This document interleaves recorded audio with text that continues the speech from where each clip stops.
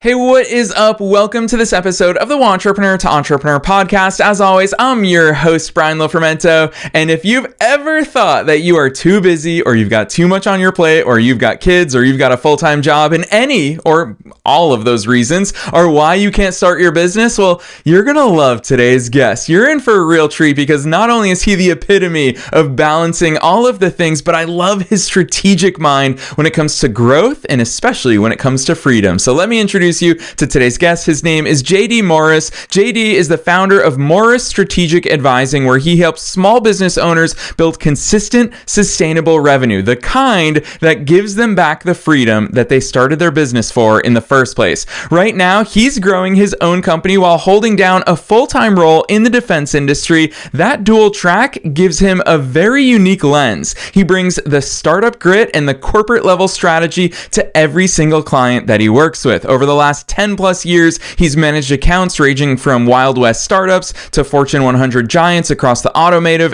aerospace, and defense sectors. His MBA didn't just sharpen his understanding of business systems, it lit the fire to build something of his own. And as I said, just to throw even more onto his plate, outside of the office, he's a dad to 3 kids, all under the age of 5. Yes, he says it isn't as intense as it sounds. And by the way, his wife is an entrepreneur as well. So when he talks about balancing ambition in real life, he's living it daily. And that's why I'm excited about this conversation, even more so than all the other episodes that I'm always excited about. So let's dive straight into my interview with JD Morris.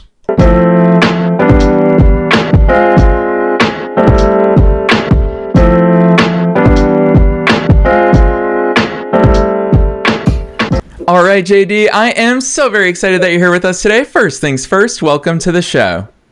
Thanks for having me, Brian. Excited to be here. Heck yes. Dude, apparently you don't have enough stuff on your plate because now you're also carving out time to come here and sit down with me for the show. So super excited about that. Take us beyond the bio. Who's JD? How'd you start doing all these cool things? Yeah, so I think you hit a lot of it in the intro. Appreciate it. It's also kind of humbling to hear some of that stuff said about myself. But yeah, I got started out of school in the textile industry and apparel. I literally worked a night shift in a cotton mill. Sounds like a movie, but I can assure you it was real life. Worked in automotive for several years. Worked as a tier 1, so supported Honda and Toyota. Then I went to business school, as you mentioned, and that's really when the entrepreneur bug really hit me. Because when my wife and I moved from Charlotte to Athens, Georgia for school, for me to go to school, she was going to transfer to an Atlanta territory. And the first week we were there, we realized that wasn't going to be the type of life we really wanted to live when I was in business school. So she quit her job after I'd quit my job. And she started her own business about a month into me starting business school.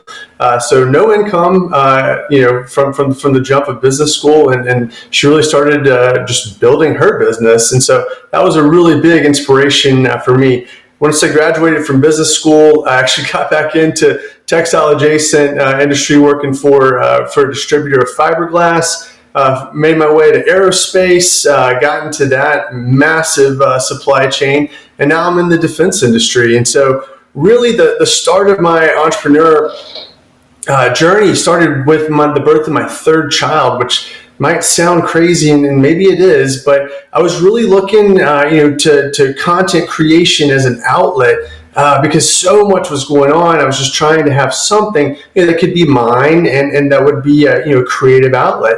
As I started posting some stuff on LinkedIn, trying to build my brand, kind of naturally found my way to business, and had several friends and former colleagues kind of reach out to me, encouraging me, asking some questions, and I just kind of developed this track into what is my business on the side that I'm growing while parenting 3 kids, 5 and under, trying to be a good husband, and performing in my corporate role. Yeah, I love that overview for so many reasons, JD. I can't even imagine all the things that we could touch on here in today's episode, but I really want to, you painted that landscape of all the various things in your life, but I want to share with listeners part of what your business does. A big part of it is you help service-based solopreneurs, such as yourself, build a steady, sustainable pipeline of clients without burning burning out in the process. And the reason why I want to reiterate that here so early on in our conversation today is because I want to hone in on that burnout part. And so much of your strategy is about sustainable strategies. And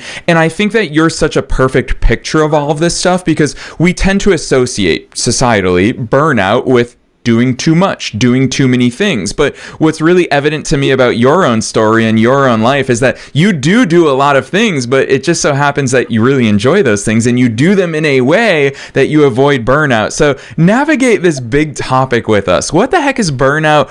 How is it that we're approaching it wrong societally and business wise? And how are you able to avoid it in the way that you operate? Yeah, Brian, I mean, hey, I'm sure that's, an individual answer for every individual, but for me, I think it's as simple as when I was an undergrad. I'm 37 now, so when I was an undergrad, I used to think I would be so busy. It was insane to have an 8 a.m. class. Fast forward 15 years from when I graduated, and all of a sudden, I'm up well before 8 a.m. every day, and so there's a certain element of relativity to everything we're talking about. But really, at the core of what I'm trying to work with my clients on outside of specific business tactics is focus on any action that's going to move the meter, that's going to move the needle, the dial of what you're trying to accomplish, whether that be in your personal life or in your professional life.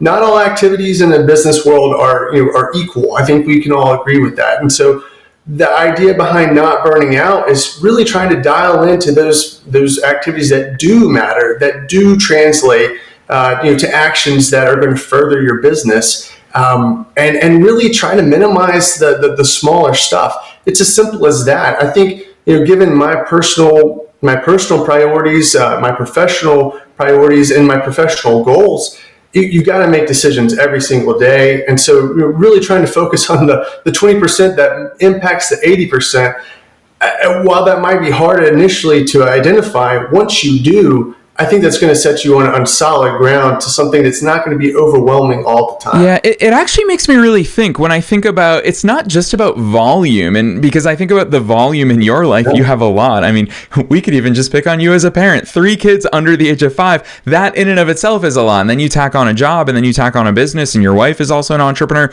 There's so much to manage there. But what I really think about is in my own 17-year entrepreneurial journey is I'm just like, when everything was complex, that's when it's system overload. And it really is about that simplicity. And having gone through your website, which JD, I forgot to tell you this before we hit record together, you have one of the most amazing websites that I've ever seen. And it's not because of things moving and flashing around. It is because the simplicity and the power of the messaging behind it.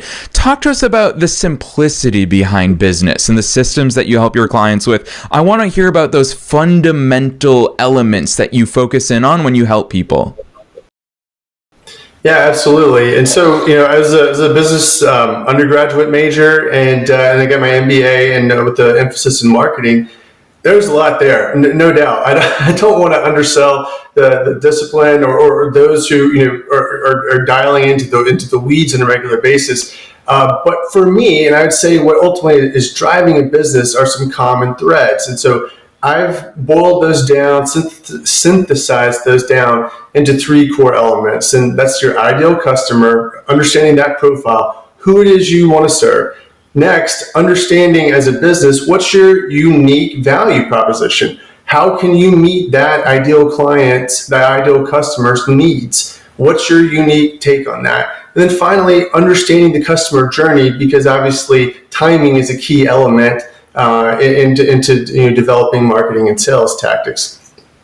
So it's really as simple as that. It's also as complicated as the individual client that I'm working with. No 2 clients are the same, just like no 2 businesses are the same. However, at the core, it is fairly straightforward, and that's certainly enough to get off the couch, get going on your idea with those 3 pillars. Yeah, I really like that, and I fully appreciate that. I'm going to reiterate those 3 pillars for listeners. You talked about the ideal customer persona, your unique value proposition, and the customer journey. And you specifically, when you touched on the customer journey, I love that you called out the timing, because as entrepreneurs, it's probably the earliest lesson that we all learn in our businesses is when we get rejected, it's not a permanent rejection. It is not a rejection because we are terrible at what we do. It could be the result of a lot of things. And you called out customer journey, the timing of it. Maybe we found them at the wrong time. Maybe we're way too early. Maybe because of our influence, they were now educated about some problem or some solution. They're going to end up buying from somebody else. And obviously, we don't want to miss out on them. We want to continue to nurture them. So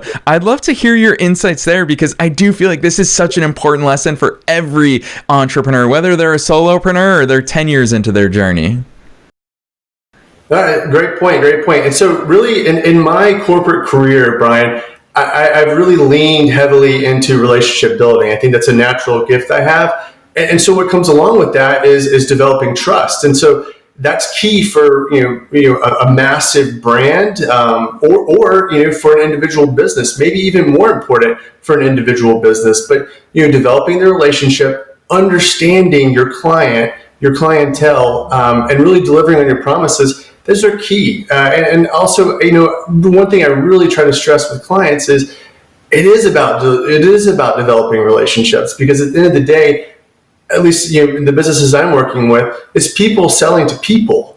You don't want to burn a bridge, and also, as you said, no is really, that's not a bad answer. Sometimes that means not right now, but certainly you can always learn from it. So in any event, the relationship remains. It needs to be well preserved and protected. Yeah. With that said, JD, I really, it stands out to me that so much of what we're talking about are these important ingredients to getting clients. And so when I think about the nature of the clients that you work with, for any of us as solopreneurs or just as entrepreneurs and business owners, it's the sales part that we don't particularly enjoy. Like if someone starts a social media agency, chances are it's because they love social media. If someone starts a web design agency, it's because they love building websites. But we all have the obligation to sell to people. You have a blueprint. You call it the sustainable sales blueprint. Why is it sales that you focus on? Why is that the important ingredient? And I'm going to throw in, just make it a loaded question for you.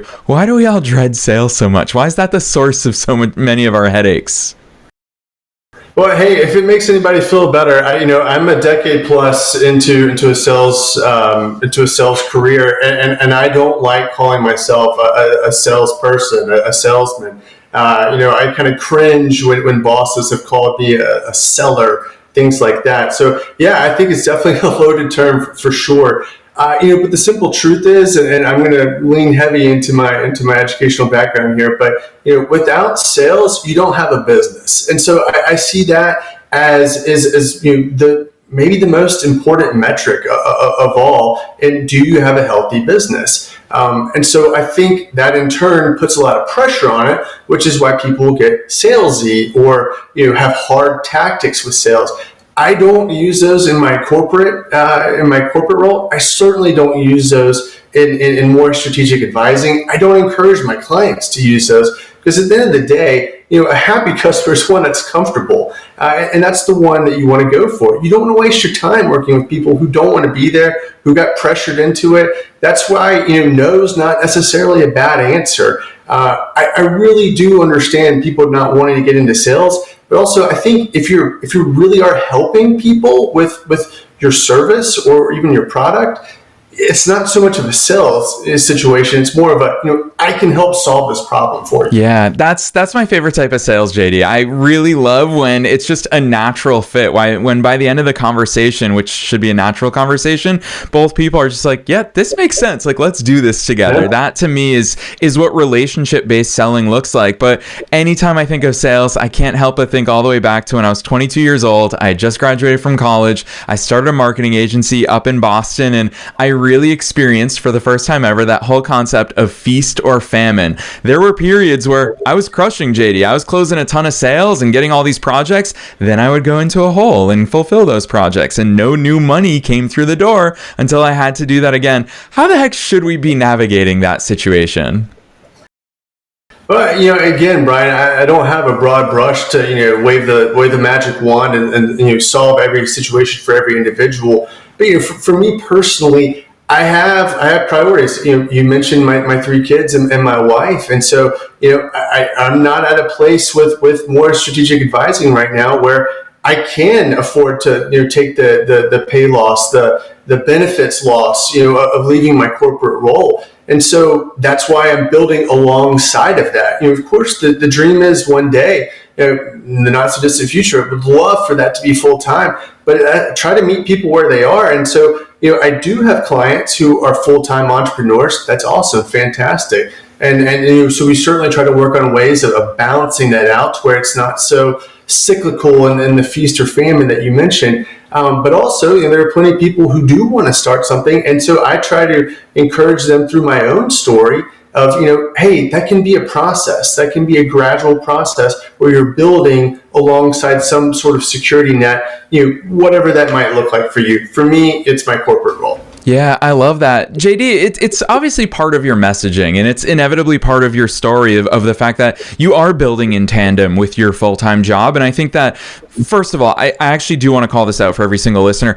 I think we need to have that conversation more, and we have to have it more publicly within the world of entrepreneurship. So many of us, that is how we started, and sometimes it feels taboo for us to say openly, yeah, this is what we're doing. And here are the advantages. JD, you called them out, and I think that it's actually a very responsible way of building. You talked about benefits. Holy cow, that might be one of the hardest things to replace when it comes to our entrepreneurial journeys. But on top of that, it really stands out to me that you use it as your superpower. You talk about you're in the mess yourself. You are also figuring all of these things out yourself, which allows you to better understand the pain points and the potential solutions for your clients. Talk to us about that advantage, JD, because I think that you have such a great voice in this space. Well, hey, first off, I appreciate the compliment. I don't I don't know that I've been complimented on that before, so thank you very much. Truly, Brian, I try to be authentic and sincere.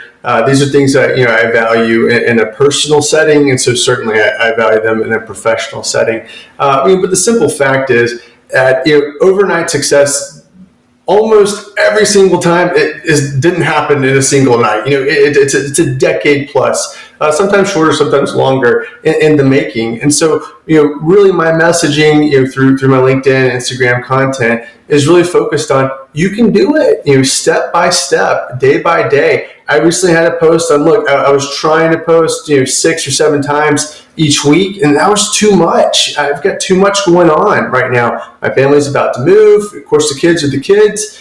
Corporate job is really demanding. Maybe you've heard about the tariff situation that's going on. And so I dialed it back. I think that's okay. I mean, at the end of the day, we'll find out in a couple of years, as far as how successful I can be with more strategic advising. But I certainly think it's okay to take a step back, a strategic step back. But again, that's part of the messaging as well, is you got to have a plan in place. And so that's what I think I can really help my clients with is let's make a plan, you fit it to where you are, where you want to be, and let's go. Let's make progress. Yeah, JD, hearing you say all of these things, it makes me wonder while we're together today, is JD just way more patient than I am? It's something you and I talked about before we hit record today, is the importance of understanding that your timing is your timing. Nobody else will get it, and nobody else has to get it. And I think that's such an important thing, but at the same time, recognizing that we are the generation of instant gratification, and we as entrepreneurs, we want all the things and we want it right now. Talk to me about what seems to me to be patience, or is it just the really strategic builder and planner inside of you? Where's that come from? Well, I don't think I would label myself as a patient guy in general. I'm extremely competitive. I think that's why I've been drawn to a career in the sales field. I like to win. I like to succeed, and I think every entrepreneur wants to do that, right? That's why you start your own business. So there's a kind of a natural selection to that. If you have the guts and the grit to really get going, then you're probably wanting to succeed. I think my message is so much that don't put the unnecessary pressure on yourself. For example, getting out an extra LinkedIn post, does that necessarily relate to increased sales? No, I don't think so. That's not been my experience, at least. Talking to people that you actually know, or developing relationships with new people, networking, that is something that could lead to sales. So again, back to the prioritization. Time short on my side of things, got a lot going on. So it's not so much patience, but it's just recognizing what moves the needle, and get going on that. Have a plan in place so that timing, can work in your favor. as you're able to carve out time to work on stuff, you work on things that are actually going to help make momentum towards the goals you're setting for yourself. Yeah, JD, I'll tell you what, I often hear the comeback that a lot of entrepreneurs and entrepreneurs, especially early entrepreneurs, say, which is there just aren't enough hours in the day. And this is such a core part of your personal life and experience and story. So I've got to ask you, how the heck are you managing all of these things? What does it look like on a weekly, or if we have to zoom out, what does it look like on a monthly basis? How are you squeezing in all of these things and also eating and sleeping to go along with them? Well, hey, I think it's as simple as keeping the main thing the main thing. So, at the core of what I do, every morning, start off, I read my Bible. I have some time for meditation and some time for prayer. I really believe that. I do that next to my wife. I think that's really sets the tone for the day as far as what matters. Let's get after it. After that, kids, you got to take care of kids. And so there's the next priority. I've got to take care of my corporate role, so that will come first and foremost. But I don't want to speak for everybody, but I'm not saddled to a desk 9 to 5 every single day. There are parts of my day where I have some freedom to work outside of that. I have a great relationship and a very supportive manager who basically says, "Hey, as long as the work's done, the scoreboard looks good, do what you will." And so, not that I take advantage of that, but I do think that, by succeeding in the corporate role, I don't have such a tight spotlight on, maybe some of the freer time, the moments I have in my day. And so that's when, if I have an hour at the beginning, at the middle, at the end of the day, if I have that plan, it's amazing what you can get done with 60 minutes of concerted effort and focus. I think I had a recent post recently saying that, timing is not a problem. The amount of time is not a problem. Lack of focus is. And so I strongly believe that. I think, most people, if you are able to fully engage in an activity, you would be amazed at how much you can get done in 30 minutes, maybe even less. Yeah, I totally agree with that. Especially in the world of AI, there is so many ways for us to streamline so many different things that we're working on. I wasn't planning on going there with you today, but I figure I'll throw it into the mix since I've inevitably gone here. Talk to us about AI. How's that assisting? Because I would imagine it somewhat helps balance out the workload, the strategic mode, the execution. How are you personally using AI? Yeah, I think, first and foremost, starting with something like Grammarly, and, my mom was an English teacher, and so she might be appalled that I would need help with that. But, hey, use the tools available. If, like you said, there are so many ways you can speed things up. I think there's always going to be that balance of, what is you versus what is a machine, what is AI. But there's certainly ways you can either teach AI to sound more like you, or certainly you can also rewrite something that's been 80% done, created for you. So there are ways certainly to use it, and I think you're going to be left behind if you're not at least somewhat comfortable with that. My wife is an interior designer, and she's just now beginning to wade into the waters, and she's regularly astounded at what technology can do for her and for her industry. And so I think, anybody who's got their head buried in the sand, now's the time. At least try it out, and you might be amazed at how much it can really help you out. Yeah, JD, I want to ask you this on the air. This is going to be a fun conversation because I see so many aspects of your journey that really deeply resonate with me, and I realize here in hindsight that if I had encountered you much sooner, probably 15 years ago, it would have accelerated my own growth journey. And here's why. It's because I remember so many days when I had just graduated and I was sitting at my corporate job, which I only worked at for 10 months, but every single day at that job, JD, I was thinking to myself, if I could just leave this silly job, then I could go all in on my business and I would be so much better of an entrepreneur. It felt like it was detracting from it. Whereas now, as a much more mature, not only person, but especially a much more mature entrepreneur, I realize that the more things that I experience, the more things that I dive into, I become a better person, I become a better entrepreneur, I become better in all the ways. The more that I play tennis and I prioritize that, whereas in my 20s, I didn't understand prioritizing things that weren't just working on my business. But the more I play tennis now in my mid 30s, I start to see entrepreneurship through a different lens. I start to find different ways of thinking through problems. That has become my superpower. It seems like you figured this out very early on. Talk to us about that mindset. I don't think enough entrepreneurs get that early on, and they feel like everything else is pulling away from their business instead of feeding that superpower.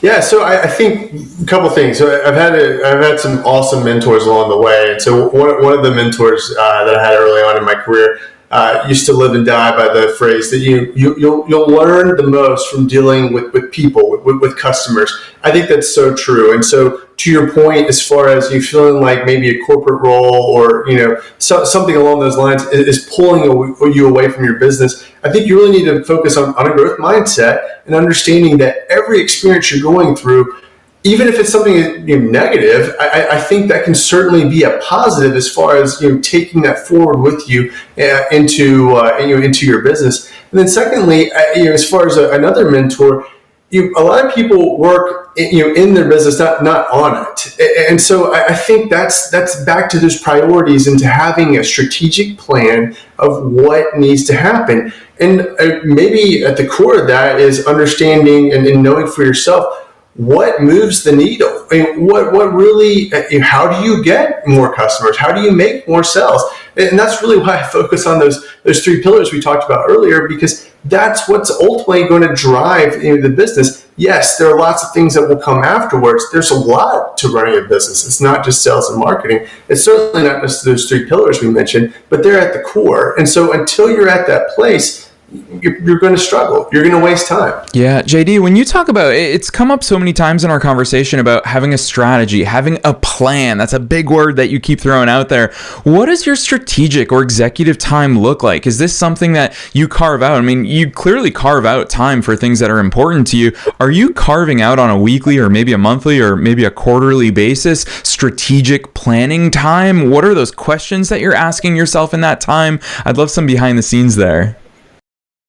Yeah, so I think that, as far as formal time, no, I'm not really doing that. You mentioned it earlier, my wife's an entrepreneur, and so she and I, we we run lots of ideas, and she's good at giving me candid feedback, and it's often not stuff I want to hear, but I think I've recognized, after 10 years of being married that, I often need to hear those things. And so, for me, Brian, it's something as simple as if I can tell that I'm getting stressed over getting a LinkedIn post, or making sure that that I get an email out to somebody, I'm probably not managing my time as well as I should. Of course, those things they have their place and they're important. Certainly, that responding to a client would be very important.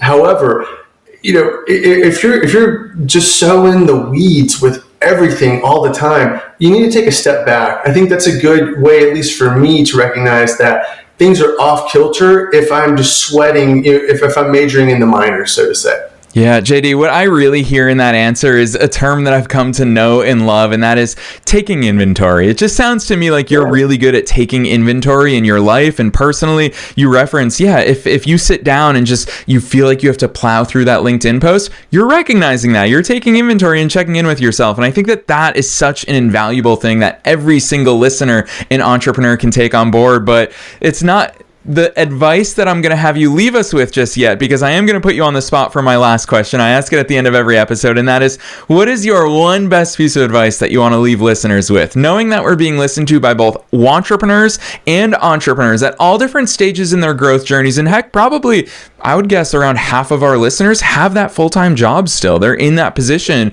and they're going to take a lot of inspiration from your story today. So with all of these things and your experiences in mind, what's that one piece of advice that you want to leave them with today?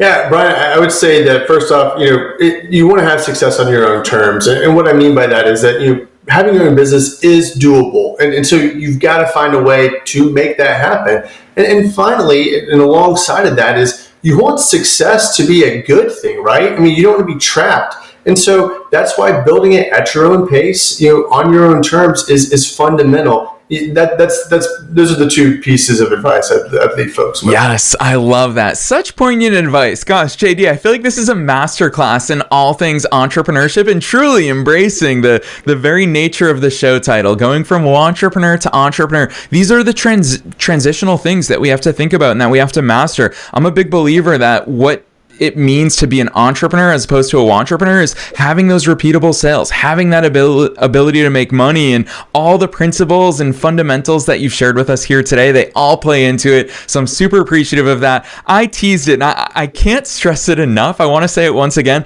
how much I'm in love with your website. I see a lot of business websites. I research a lot of entrepreneurs in line with the work that I do behind the scenes for this show, and the way that you lay it out, it's both inspirational as well as strategic and tactical for all of us to see the roadmap for our own businesses to grow. So JD, with that in mind, I know a lot of listeners are going to want to see your website on their own. So drop those links on us. Where should listeners go from here? Yeah, head on over to morrisstrategicadvising.com. It's a mouthful, but morrisstrategicadvising.com. Also follow me on LinkedIn, John David Morris, and Morris Strategic Advising also on LinkedIn. Pretty regular posters there. Try to keep things light and actionable. Yes, I love that. And listeners, you don't have to remember any of this, even though, as JD said, morrisstrategicadvising.com. There's a double S in there that might trip you up. So don't try to remember it or type it out yourself. Just click the link from down below in the show notes, no matter where it is that you're tuning into today's episode. We're dropping all of those links. JD is constantly showing up in the world and giving value. Why? For giving value's sake. You heard so much of it here today. So definitely check out those links. You'll find his personal LinkedIn there as well. Otherwise, JD, on behalf of myself and all the listeners worldwide, thanks so much for coming on the show today. Thanks for having me, Brian. I really enjoyed it.